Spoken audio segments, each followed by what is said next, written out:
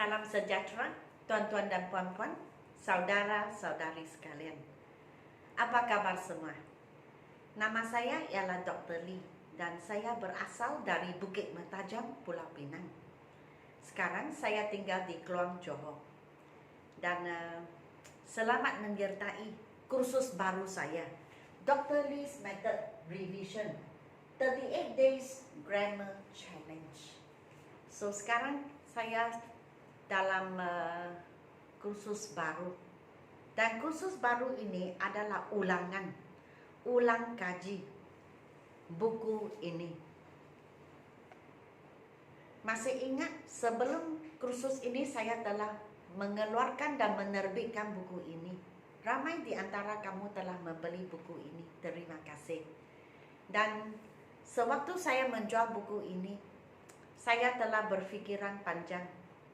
Saya fikir, jikalau subscriber saya atau penonton saya membeli buku ini dan tidak tahu bagaimana menjawab soalan, bagaimana, atau setelah membeli buku separuh jalan tidak ada motivasi bagaimana, separuh jalan mendapati soalan semakin susah, tidak ada bimbingan, tidak ada panduan bagaimana.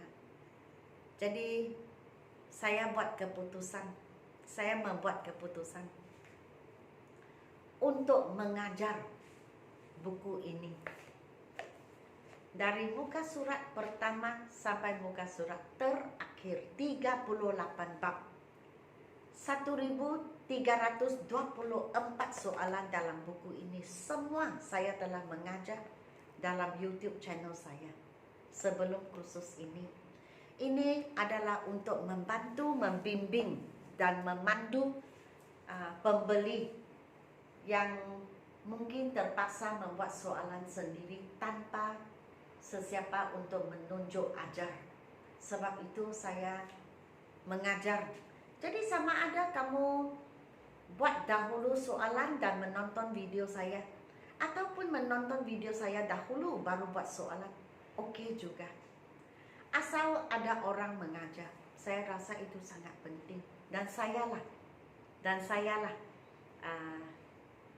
orang yang memberi motivasi dan menunjuk ajar supaya kamu semua membeli buku ini dan semakin pandai, semakin mendalam pengetahuan kamu dari segi tata bahasa.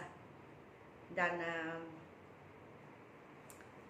sekarang sebab ke-38 bab ini saya sudah habis mengajar, sudah habis membincang dengan kamu semua.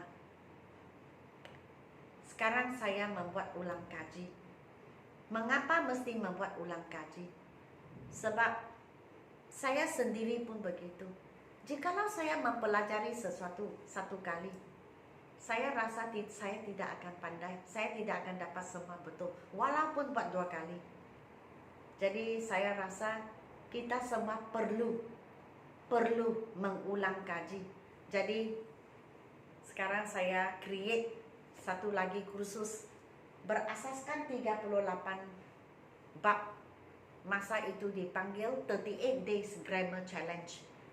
Cabaran yang saya beri kepada kamu untuk menghabiskan 38 bab dalam 38 hari. Dan saya yakin banyak daripada kamu pun sudah habis buku ini. Dan 38 bab ini adalah 4 tiang rumah kamu. Kita mesti ada 38 bab ini sebab setiap tahap yang kita naik sampai ke tahap tertinggi, tahap 7, level 7, ke-38 bab ini akan timbul dalam setiap tahap hingga ke terakhir. Sebab mereka adalah bab-bab yang paling penting, seperti tenses, present tense, past tense. Sampai bila pun kita mesti belajar future tense, continuous tense, perfect tense, adjectives, adverbs, conjunctions, prepositions, mesti belajar countable and uncountable nouns, articles, mesti belajar. Sebab itu saya rasa Lebih baik saya buat ulang kaji 38 bab ini supaya kamu betul-betul kukuh tiang rumah kamu, asas kukuh. Kalau asas kukuh, kita akan pandai. Dan 38 bab ini seperti saya sebut tadi akan timbul dalam setiap tahap. Okey? Dan kali ini saya ajar semua soalan yang terdapat di papan putih tidak sama dengan soalan dalam buku ini. Langsung tidak sama. Jadi untuk sesiapa yang telah membeli buku ini, kamu mendapati sekarang ada peluang kedua. Belajar bab yang sama tetapi soalannya berlainan. Jadi ini betul-betul ulang kaji ya, 2 kali. Dan saya rasa ini bagus. Baiklah, seperti video-video yang lalu, saya akan mula dengan pembetulan. Ini kerja rumah sebelum video ini. So saya untuk kursus ini kaedah saya berlainan. Saya akan bermula dengan pembetulan video yang telah lalu. Selepas membuat pembetulan, saya akan buat penerangan untuk bab yang baru atau topik yang baru. Lepas itu saya beri kerja rumah baru. Jadi video yang seterusnya saya mula dari sini. Pembetulan baru saya mengajar. Oke? So video yang lalu exercise 1 kerja rumahnya ialah semua perkataan ini dibahagikan kepada 2 kategori, 2 kumpulan. Satunya countable nouns, lagi satu uncountable nouns. Countable nouns dalam biru, uncountable nouns dalam merah. Countable nouns maksudnya boleh kira. Uncountable nouns maksudnya tidak boleh kira. Jadi toys, snakes, men, rivers, houses, chairs boleh kira. Kalau boleh kira kita panggilnya countable nouns. Ink, water, tea, food, curry, porridge tidak boleh kira. Jadi kita panggilnya uncountable nouns, tak boleh kira. Exercise 2. Isi tempat-tempat kosong dengan atau n. Maksudnya satu, n maksudnya satu juga. Tetapi n digunakan untuk bunyi sebutan a, e, i, o, u. Jadi a, n, a, n, o, n, e, n. Yang lain sebab mereka bukan berbunyi a, e, i, o, u. I have a dog and a kite. There is an aeroplane in the sky. Mila buys an orange and an apple. Benny eats an egg and a biscuit. Halim drinks a glass of water. A few, a little. A few maksudnya beberapa, boleh kira. A little maksudnya sedikit, tidak boleh kira. Rosa has a few t-shirts in her room. T-shirt bukan boleh kira. Sehelai, 2 helai, 3 helai. So a few. Beberapa helai. Kenny ate a little rice and a few mangoes. Rice, nasi, tak boleh kira. A little, sedikit. Mangoes, mangga, boleh kira. A few, beberapa. My brother draws a few trees and a few flowers. Beberapa batang pokok, boleh kira. Beberapa kuntung bunga, boleh kira. A few. There are a few ants and a little sand on the floor. And semut boleh kira, beberapa ekor. Tapi pasir tidak boleh kira. A little maksudnya sedikit. Father drank a little coffee and ate a few cookies.